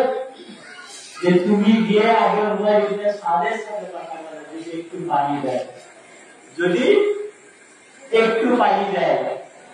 तो से हुकुम मुताबिक हजरत अब्बास अलैहिस्सलाम पर यजीदी लश्कर के गए, ये बोलते लगे, ने उमर इब्ने साद, हुसैन इन्हीं रसूल पाकेर बेटी সন্তান, ইনি বলছেন যে তোমরা এক এক করে আমাদের ঘরের সমস্ত সন্তানকে হত্যা করেছো এবং ঘরের রাস্তার বাচ্চা মহিলা রয়েছে, তাদের জন্য একটু পানি দাও, তাদের জন্য একটু পানি দাও। যখন মৌলা আব্বাস আলাইহিস সালামের কথা বললেন, তো সেই মুহূর্তে সিমাই এসে বলতে লাগলেন, হে আবু তালেবের সন্তান, হে আবু তালেবের ছেলেরা, এই পুরো পৃথিবী যদি পানি হয়ে যায়, এই পুরো পৃথিবী যদি নদী হয়ে যায়, তোমাদেরকে অতক্ষণ পর্যন্ত এক ফোঁটা পানি দেবো না যতক্ষণ না তোমরা হাইজিদের হাতে ব্যয় করো। ততক্ষণ পর্যন্ত এক ফোঁটা পানি দেবো না যতক্ষণ পর্যন্ত তোমরা ইয়েজিদের হাতে ব্যয় করো। যখন মৌলা আব্বাস এই কথাটা শুনলেন, শোনার সাথে সাথে উনার বুক কেঁপে উঠে ঠান্ডা করতে লাগলেন। কান্না করতে করতে খিমা মোবাইলকে আসলেন, এসে মৌলা আব্বাস ইমাম হুসেন পাক আলাইহিস সালামকে শোনাতে লাগলেন, হে আকা, আমি তাদের কাছে পানি চাইলাম, যারা এই কথা বললো যে সমস্ত পৃথিবী যদি পানি হয়ে যায় তবু এই জায়গায় এক ফোঁটা পানি দেওয়া যাবে না। যখনই মৌলা হুসেন আলাইহিস সালাম এই কথা শুনলেন, শোনার সাথে সাথে তিনি চিৎকার করে কান্না করতে লাগলেন। কিতাব পাকের মধ্যে রয়েছে তিনি চিৎকার করে কান্না করতে লাগলেন। সেই মুহূর্তে আমার কিবা মুবারকটাকে হযরত সাকিনার আওয়াজ আসতে লাগলো, আল্লাহ পানি দাও, পানি দাও। যখনই মৌলা আব্বাস এই কথাটা শুনলেন, আমার পানি চাওয়ার আওয়াজ শুনলেন, তো মৌলা আব্বাস আর করতে পারলেন না, বলতে লাগলেন, এই ইমাম, আমাকে একবার অনুমতি দেন, আমি যেমন হক করে আমার জানের বাজি লাগিয়েও এই খেমার মধ্যে পানি নিয়ে আসবো। মৌলা আব্বাস আলাইহিস সালামকে ইমাম হুসাইন আলাইহিস সালাম অনুমতি দিলেন। ইমাম হুসাইন আলাইহিস সালামের অনুমতি পাওয়ার সাথে সাথে মৌলা আব্বাস আলাইহিস সালাম ঘোড়ার মধ্যে উঠলেন এবং তলোয়ার নিলেন এবং মসজিদে নিলেন, গিয়ে পানি আনার জন্য ফুরাত নদীর তীরে যাচ্ছে। ইমাম আব্বাস আলাইহিস সালামকে যেতে দেখে, ইমাম আব্বাস আলাইহিস সালামকে ফুরাত নদীর দিকে যেতে দেখে উমর ইবনে সাদ হুকুম দিল যে ফুরাত নদীকে 4000 ইজিদি লস্কর মিলে ঘিরে দাও। কে ভাই পানি আনতে যাচ্ছে? মৌলা আব্বাস, একা মৌলা আব্বাস পানি আনতে যাচ্ছেন, আর ফুরাত নদী 4000 ইজিদি সৈন্য ঘিরে আছে। যখনই মৌলা আব্বাসকে যেতে দিচ্ছিল, মৌলা আব্বাস আলাইহিস সালাম ফুরাত নদী তীরে যাচ্ছেন, তখন সে লস্কররা হামলা করতে আসতে লাগলো। যখনই হামলা করতে লাগলো, মৌলা আব্বাস হায়দারের তলোয়ারের খুন, হায়দারের তলোয়ারের রক্ত সঙ্গে সঙ্গে সে জয় টাইমে 80 জনকে জাহান্নামে পাঠিয়ে দিলেন। একা 80 জনকে জাহান্নামে পাঠালেন। পাঠাবার পরে ইয়েজিদি সৈন্যরা ভয়ে কেঁপে উঠলো। কেঁপে ওঠার সাথে পেছন হেঁটে গেল, হাঁটার সাথে সাথে মওলা আব্বাসকে ফুরাত নদীর তীরে রাস্তা দিয়ে দিল। তো মওলা আব্বাস আলাইহিস সালাম ফুরাত নদীর তীরে নামলেন, নেমে পানি হাতে নিলেন, পানি হাতে নিয়ে বলতেন, হে আল্লাহ, আপনার এই নবীর উম্মতরা, আপনার নবীর রাহিমের সাথে কি জুলুম, যে পানি বয়ে যাচ্ছে কিন্তু আইলে বেঁচে সীমায় খোলা পানি যায়। আমার হযরত সাকিনা কি আশায় আছে, হযরত আজমের কি আশায় আছে, তখন এই কথা বলতে লাগলেন তো উনার মনে আসলো যে আমিও তো কি আশায় আছি, আমিও তো 3 দিন পানি খাইনি। যখন ওই পানিটা খাবেন ভাবলেন, তখন হযরত সাকিনা আবার জুলার মনে পড়ে গেল যে চাচা আমাকে একটু পানি দাও, চাচা আমাকে একটু পানি দাও। তো মওলা আব্বাস আর পানি খেলেন না, মসজিদের ভেতরে পানি ভরে দিলেন। পানি ভরে যখন ঘোড়া ধরে আসতে লাগলেন, খেমার দিকে আসতে লাগলেন, তা আসার পথে 4000 সৈন্যের মধ্যে 80 জনকে মওলা আব্বাস জাহান্নামে পাঠিয়ে দিয়েছিলেন। তো 4000 এর মধ্যে 3500 ধরেন। তো মওলা আব্বাসের বুকে, মওলা আব্বাসের দিকে সে 3500 তীর একসাথে মওলা আব্বাসের দিকে আসতেছে। 3500 তীর মওলা আব্বাসের দিকে একসাথে আসতেছে। মওলা আব্বাসের এক হাতে মস্তিজা আছে, এক হাতে তলোয়ার। মওলা আব্বাসের তীরগুলো আটকাচ্ছে, সে তীরগুলো আটকাচ্ছে, সে তীরগুলো তলোয়ার ধরে আটকাচ্ছে। যখন উমর ইবনে সাদ দেখলেন না এই 35টা তীরও মওলা আব্বাসের কিছু করতে পারবে না, তখন হুকুম দিল যে লুকিয়ে আক্রমণ করো। তো নফিল বিন আজরাত নারাতুল্লাহ আলাইহি সে গাছের ভিতরে লুকিয়ে ছিল। যখনই দেখলো যে মওলা আব্বাস তলোয়ার দিয়ে তীর আঘাতছে, তো সে তলোয়ার ধরে এমন ধরে আঘাত করলো যে মওলা আব্বাসের ডান হাত কেটে গিয়ে জমিনে পড়ে যায়। তো যখনই ডান হাত কেটে মওলা আব্বাসের জমিনে পড়ে, তো মওলা আব্বাস সেই মসজিদা বাঁ হাতে এবং বাঁ হাতে তলোয়ার নিয়ে সেই তীরগুলো আটকাচ্ছে। ওই সাইডে 3500 তীর আসছে, আর মওলা আব্বাসের একদিকের হাত নাই, এক হাতে পানি সামলাচ্ছে, 3500 তীর আটকাচ্ছে। সেই মুহূর্তে সে আবার মদরুদ নালাতুল্লাহ আলাইহি এসে মওলা আব্বাসের আর একটা হাত কেটে দেয়। সেই হাত মোবারক কাটার সাথে সাথে মওলা আব্বাস সেই মসজিদা গাছের মধ্যে চেপে ধরলেন, চেপে ধরে তলোয়ার পড়ে গেছে, উনার বুকে তীর এসে লাগছে, এমন এমন জায়গায় তীর লেগেছে, এক খেলা উনার চোখ মুবারকে তীর এসে দিতে গিয়েছে। কোথায়? তার চোখ মুবারকে তীর দিতে গিয়েছে। তখন মওলা আব্বাস হিম্মত ছাড়েননি, সে পানির মসজিদা গাছের বেঁধে নিয়ে খেমার দিকে এগোচ্ছেন, খেমার দিকে এগোচ্ছেন। তারপরে যখনই মওলা আব্বাস একটা বুকে তীর লাগলো, লাগার সাথে সাথে মওলা আব্বাস মাথা নত করে দিয়ে গেলেন। তখনই হাকিম বিন রাবি নালাতুল্লাহ আলাইহি সে পেছন থেকে এত বড় রড নিয়ে মওলা আব্বাসের মাথায় আঘাত করতে লাগলো। সেই আঘাতের কারণে মওলা আব্বাস জমিনে পড়ে গেলেন। জমিনে পড়ে গিয়ে বলতে লাগলেন, ইয়া আবা আব্দুল্লাহ, আসসালামু আলাইকা ইয়া আবা আব্দুল্লাহ বিল্লি, ইয়া আবা আব্দুল্লাহ, আমার আখি সালাম আপনি গ্রহণ করেন। যখন মওলা হুসেন আলাইহিস সালাম কিমার মধ্যে সালামের আওয়াজ শুনতে পেলেন, তো মওলা হুসেন আলাইহিস সালাম নিচে বসে দিলেন। বসে থাকা সত্ত্বে, বসে থাকা অবস্থায় উনি উঠে দাঁড়ালেন, দৌড়ে আস্তে আস্তে মওলা আব্বাসের কাছে, ইমাম হুসেন দৌড়ে আস্তে আস্তে কতবার সে মাটির মধ্যে পড়ে গেলেন। সেই মওলা আব্বাসের কাছে গিয়ে দেখছেন যে মওলা আব্বাস আলাইহিস সালামের 2 হাত মুবারক কাটা, মওলা আব্বাসের বুকে তীর লাগা, মওলা আব্বাসের চোখে তীর বিদ্ধ হয়ে আছে। তো মওলা আব্বাস আলাইহিস সালামকে মওলা হুসেন আলাইহিস সালাম কোল মুবারকে নিলেন, কোল মুবারকে নিয়ে বললেন, হে আব্বাস, তুমি সারা দিন আমার, সারা জীবন আমাকে আকা বলে ডেকেছ, সারা জীবন আমাকে ইমাম বলে ডেকেছ। হে আব্বাস, একবার আমাকে ভাই বলে ডাকো, একবার আমাকে ভাই বলে ডাকো। তখন মৌলা আব্বাস বলছে, হে আকা, আমি আপনাকে দেখতে পাচ্ছি না, কারণ আমার একটা চোখে তীর লাগা আছে। যখনই মৌলা হুসেন সেই তীর মুবারক মৌলা আব্বাসের চোখ থেকে বার করলেন, তো রক্তের কুয়ারা আকাশের দিকে উড়ে গেল। তো মৌলা আব্বাস বলেন, এই কথা শুনতে লাগলে ইমাম হুসেন কান্না করতে লাগলেন, কান্না করতে করতে বলতে লাগলেন। তারপরে যখন এই চোখটা বার করলেন, চোখের মুখ বাড়াচ্ছেন, তীরটা বার করলেন, তীর বার করার সাথে সাথে মৌলা আব্বাস আলাইহিস সালাম শাহাদাত বরণ করলেন। যখনই শাহাদাত বরণ করলেন, তো মৌলা হুসেন বলছেন, হে আব্বাস, তোমার এই শাহাদাত আমার কোমরকে ভেঙে দিয়েছে,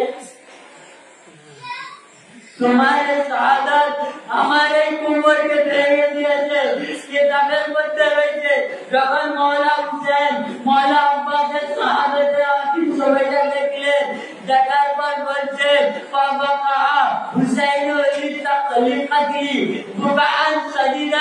যে মৌলা আব্বাসের শাহাদাতের দেখে মৌলা আব্বাস মৌলা হুসেন এত কান্না করলেন, এত কান্না করলেন যে মৌলা হুসেন অত কান্না কোনোদিন করেনি। জানেন, খেমার মধ্যে ইমাম হুসেন সকাল থেকে দুপুর বন্ধ এক এক করে আলী একবারের লাশ মুবারক নিয়ে গেছেন, আসেনের লাশ মুবারক নিয়ে গেছেন, সবাই লাশ মুবারক নিয়ে গেছেন, কিন্তু খেমার মধ্যে মাত্র দুজনের লাশ মুবারক নিয়ে যাননি। এক হচ্ছেন মৌলা আব্বাস আর দ্বিতীয় হচ্ছেন মৌলা আসগর আলাইহিস সালামের লাশ মুবারক খেমায় নিয়ে যাননি। কারণ কি? যখন মৌলা আব্বাস ওয়াদা নিয়েছিলেন হুসাইনের কাছে, কি ওয়াদা? যে ভাই, আমি হযরত সাকিনাকে ওয়াদা করে এসেছিলাম যে সাকিনা, আমি তোমার জন্য পানি নিয়ে যাব। তাই ভাই, আমি পানি নিয়ে যেতে পারছি না, আমার লাশ নিয়ে যেও না, আমাকে সাকিনার কাছে অপমান করিও না। কারণ সাকিনা আশায় গেছে যে আমার চাচা পানি নিয়ে আসবে, আমার চাচা পানি নিয়ে আসবে। মৌলা আব্বাস আলাইহিস সালামের লাশ মুবারক নিয়ে যাওয়া হয়নি। তারপরে ইমাম হুসেন পাক শহীদ হলেন জোহরের ময়দানে। জোহরের আসরের নামাজে ইমাম পাক আলাইহিস সালাম শহীদ হলেন। তখন গর্দানে তার আগে মৌলা আসগর আলাইহিস সালামের জন্য ইমাম হুসেন পাক পানি আনতে গেলেন। মৌলা আসগর আলাইহিস সালামকে কোল মুবারক নিয়ে গেলেন। এমন মনে হচ্ছিল যেন কুরআনের উপর একটা কুরআন রাখা আছে। মৌলা হুসেন আলাইহিস সালাম মাসুম আলী আসগর আলাইহিস সালামকে কোল মুবারক নিয়ে গিয়ে ইয়াজিদি সৈয়দের কাছে পানি চাইছে। বলছেন, ইয়াজিদি সৈয়দ উমর ইবনে সাদ, তোমার আমার সাথে তো দুশ্মনী, এই 6 মাসের বাচ্চার সাথে তো দুশ্মনী নয়, এই 6 মাসের বাচ্চাকে এক ফোঁটা পানি দাও। ইমাম হুসাইন তাকে পানি চাইছেন, তো পানি তো দিল না ইয়াজিদি সৈয়দরা, বরং তীর ভোলায় একটা তীর মারল। মৌলা আসগর আলাইহিস সালামের গর্দান মুবারকে বিদ্ধ হয়ে গেল। গর্দান মুবারকে জানেন কেমন তীর ছিল? ওই তীরের মধ্যে 3টে ফোঁটা ছিল এবং সেই তীরে এমন বিষ মাতানো ছিল, যদি একটা বড় জানোয়ারকে একটা তীর লাগে, সে 1 মিনিটের মধ্যে চলতে চলতে মরে যাবে। সেই তীর মৌলা আব্বাস নিজের গর্দানে তুলেছে। মৌলা হুসেন বলে, যখন মৌলা হুসেন আমাদের আসগর আলাইহিস সালামকে কোলে নিয়ে এসেছেন, আর আকাশের দিকে তাকিয়ে বলছেন, আল্লাহ, আমি এই আসগরের রক্তটা নিয়ে ফেলতে দেবো না, আপনি আকাশের দিকে তুলে দেন। যখনই এই আওয়াজ দিলেন, তো আল্লাহ আওয়াজ দিচ্ছেন, হুসেন, আসগরের রক্ত আসমান নিতে পারবে না, যদি আসমান নিয়ে যায় তাহলে কাল কিয়ামত পর্যন্ত জমিনে বৃষ্টি হবে। মৌলা হুসেন আলাইহিস সালাম আলী আসগর আলাইহিস সালামের লাশ মুবারক কি মারিয়ে যাননি, ওইখানে মাটি খুলে ওনার নাচ মুবারককে দাফন করে দিয়েছিলেন। ওইখানে মাটি খুলে ওনার নাচ মুবারককে দাফন করে দিয়েছিলেন। তারপরে ইমাম হুসাইন পাক আলাইহিস সালাম শহীদ হন। ওনার গর্দানে এমন ছুরা চালানো হয় যে ছুরা দিয়ে একটা ছুরি দিয়ে জড়িয়েও কাটে না, সেই বিজুলি ইমাম হুসাইন আলাইহিস সালামের গর্দান মুবারকে বানিয়েছিল। ইমাম হুসাইন পাক শহীদ হলেন। সমস্ত আহলে বাইত পাক শহীদ হয়ে যাওয়ার পর সীমার মধ্যে হঠাৎ কে জানি যে একটু পানি দিয়ে যায়। হযরত যায়েব সালামুল্লাহ আলাইহা সেই পানি হযরত সাকিনাকে যাইয়া তুমি একটু পানি খেয়ে নাও, তুমি 3 দিন পানি পান করবি। তখন হযরত সাকিনা বলছেন, হে ফুপিজান, আমি 3 দিন পানি পান করিনি, আপনিও 3 দিন পানি পান করেনি, ফুপিজান আপনিও পানি পান করেন। তখন হযরত যায়েব বলেন, বেটি আমাদের আইলে বাইতের বলে আদর্শ হচ্ছে এটাই যে সর্বপ্রথম বাচ্চারা পান করবে, সর্বপ্রথম শিশুরা পান করবে। তখনই হযরত যায়েবের কথা হযরত সাকিনা শুনলেন। সেই পানির জায়গাটা নিয়ে সীমা থেকে দৌড় দেন, দৌড় দিয়ে আসতে খুঁজতে লাগেন। তখন হযরত যায়েব জিজ্ঞাসা করলেন, বেটি কোথায় যাচ্ছ? তখন হযরত সাকিনা বললেন, হে মুবিজান, আপনি তো বললেন যে আমাদের ঘরের আদর্শ হচ্ছে এটাই যে সর্বপ্রথম ছোটরা পানি পান করে। আমার ভাই আজকাল সেই পানি আনতে গিয়েছে, এখনো আসেনি, তাই আপনি আমার ভাইকে পানি পান করাতে যাচ্ছেন। नारे शहीदान, नारे शहीदान, नारे शहीदान, या सैयदी, या शहीदी, या बॉस, या शहीदी, या बॉस। हाय सकीना की प्यार, हाय सकीना की प्यार, हाय सकीना की प्यार। এই তো শহীদ করলো, তারপর থেকে বড় জুলুম শহীদ খান শাহাদাত বরণ করে দেয়, তারপরে জুলুম, তারপরে জুলুম আইলে বাইতের ঘরে আগুন লাগানো হয়েছে, হযরত যায়েবের চাদর কেড়ে নেওয়া হয়েছে, হযরত সাকিনাকে চর মারা হয়েছে, হযরত সাকিনার কানে দুল কেড়ে নেওয়া হয়েছে। তখন আইলে বাইত পাক আলাইহিস সালামকে বন্দী করে শামের ময়দানে, শামের বাদশার এজিদের দরবারে নিয়ে যাওয়া হয়। এই এজিদের দরবারে যখন নিয়ে যায় তখন একটা দড়িতে সমস্ত মহিলা বাধা দিলেন। একটা দড়িতে কি সমস্ত মহিলা বাধা দিলেন। সেই মহিলা যেমন বাধা দিলেন জানেন, যাতে হাঁটতে কষ্ট হয়, বড়দেরকে সামনে, বড়কে পেছনে এবং মাঝখানে যাতে সাকিনাকে বেঁধেছিল। কোথায়? হাতে বাঁধেনে, গলাতে দড়ি বেঁধে নিয়ে যাওয়া হচ্ছিল। কোথায়? গলায় দড়ি বেঁধে আইলে বাইতের মহিলাদেরকে নিয়ে যাওয়া হচ্ছিল। যখনই এগোচ্ছে, যখনই কাফেলা এগোচ্ছে, তখন হযরত সাকিনার গলায় যে দড়ি মুবারকে টান পড়ছে, হযরত সাকিনা যখনই বসে যাচ্ছে, পেছন থেকে নিয়ে দিদি সৈন্য হযরত সাকিনাকে চর মারছে। কি বলছে? চাবুক মারছে, চর মারছে, উনি কষ্টে হাঁটতে পারছেন না। তবে আপনারা কোনদিন আপনাদের জানোয়ারকে লেকচার দড়িতে লটা বেঁধেছে? দেখেন এই উম্মত জুলুম দেখেন আইলে বাইতের উপর। একটা দড়িতে লটা মহিলা জানেন যায়েবের পর্দা ছিল, বিধা মুবারক চাদর মুবারক কেড়ে নেওয়া হয়েছিল। যাতে যায়েব এতটা অসহায় যে উনি নিজের চুল মুবারক দ্বারা নিজের মুখ ঢাকছিলেন, নিজে মুখ ঢাকছিলেন। কারবালার শিক্ষা হযরত যায়েব বড় কষ্টে থাকার পরে একটা শিক্ষা দিয়ে গেলেন। কি শিক্ষা? যারা আমাকে ভালোবাসে এবং তারা পর্দা করে না, তারা আমাকে ভালোবাসতে পারে না, কারণ এই মুসিবতের দিনেও উনি নিজের চুল মুবারক দ্বারা নিজেকে পর্দায় ঘাটছেন। আজ আমরা ভালো বলি, আজ বলি আমরা যায়েবকে ভালোবাসি, কিন্তু পর্দা করি না, এটা ভালোবাসা নয়, এইটা ভালোবাসা নয়।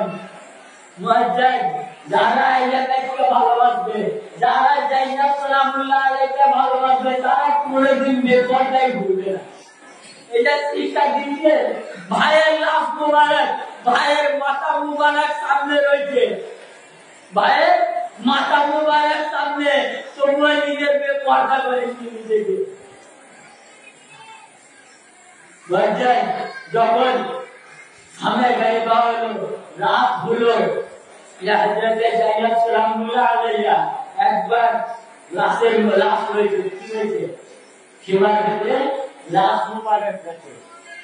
হযরতে জাইনাব সালামুল্লাহ আলাইহা একবার এই লাশের কাছে, একবার এই লাশ মুবারকের কাছে, একবার ইমাম হুসেনের মাথা মুবারকে চুমু খাচ্ছে, একবার মুহাম্মদের মাথা মুবারকে চুমু খাচ্ছে, একবার হযরতে কাসিমের মাথা মুবারকে চুমু খাচ্ছে, একবার আলী আকবর আলাইহিস সালামের মাথা মুবারকে চুমু খাচ্ছে।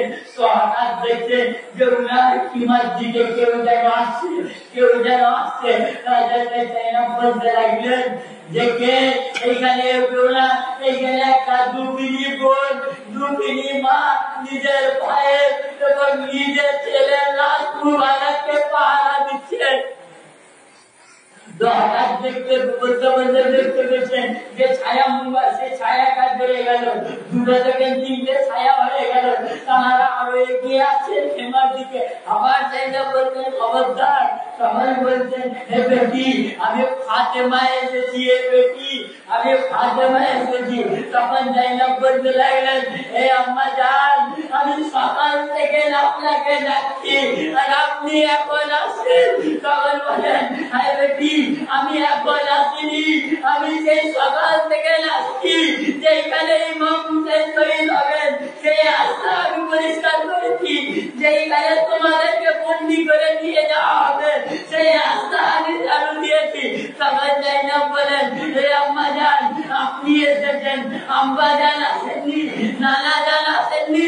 তখন জানাবে সৈয়দা বলেন হে বেটি, তোমার নানা জানো সেই সকালে এসেছে, তোমার আব্বা জানো এসেছে।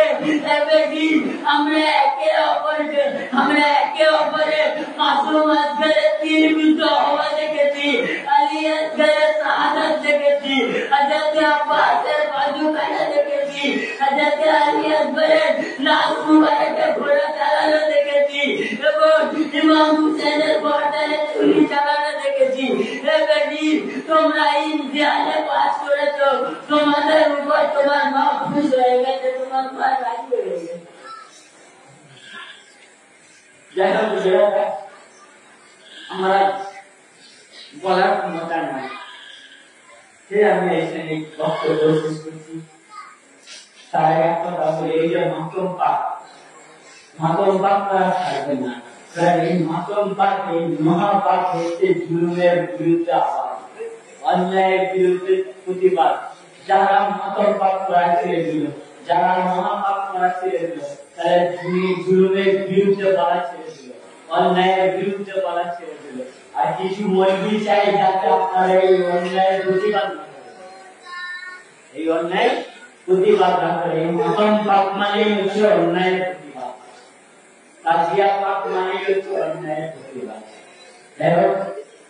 আল্লাহ তাবারক ওয়া তাআলা আমাদের সকলের ইমান আইয়া দেয় এবং আমাদের সকলের থেকে পানিকে কবুল করুন। আলাইনা ইন্নাল বালাগ। আসসালামু আলাইকুম ওয়া রাহমাতুল্লাহি ওয়া বারাকাতুহু।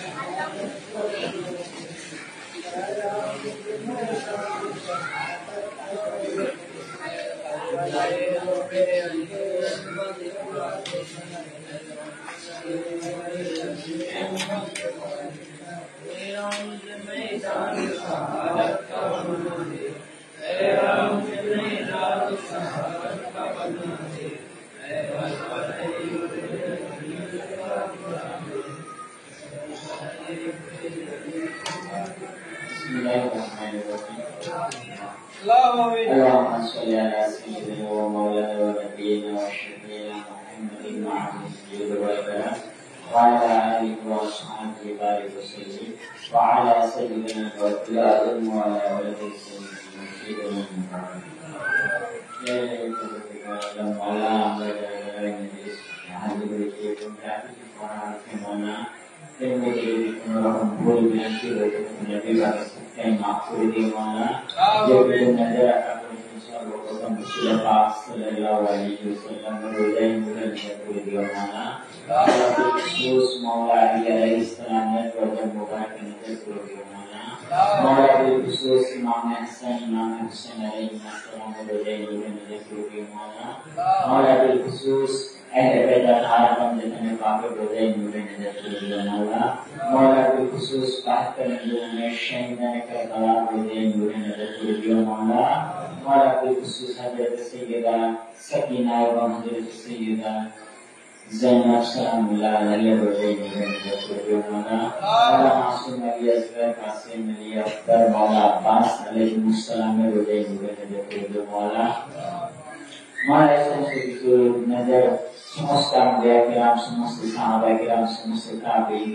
ताबईन अहले मुस्तहिदीन ने रोज़े शरीफ पे नजर कर दिया मौला की खुसूस प्यारे की दस्तगीर रोशन जिससे अपने दिन अब्दुल कादिर जिलानी अलैहिस्सलाम ने पाक रोज़े मुबारक नजर कर दिया मौला संसे दरबार से संसे मुंबई से संसे कुनिया शरीफ मौला पाक पूरा मुस्तान बरहुल पाक रोज़े मुबारक नजर कर दिया मौला की खुसूस अंगा जादा हाथ लेके रोमांगा जादा हाजिर हो जो जादा जी नियत करेছে मौला তাদের সকলের নিয়ত কবুল করে নিও মৌলা আমরা যারা হাত তুলেছি আমাদের সকলের সগীরা কবিরা গুনাহকে পঞ্চায়েতের পাকিস্তানকে মাফ করে দিও মৌলা আমরা যারা হাত তুলেছি মৌলা আমাদের মধ্যে যারা বিমার আছে মৌলা হযরত বিমার জাইনুল আবেদিন আলাইহিস সালামের অসুস্থতার অবস্থায় মৌলা আমাদের সকলকে শিফায়ে কুল্লিয়া দান করে দিও মৌলা আমরা যারা হাত তুলেছি মৌলা আমাদের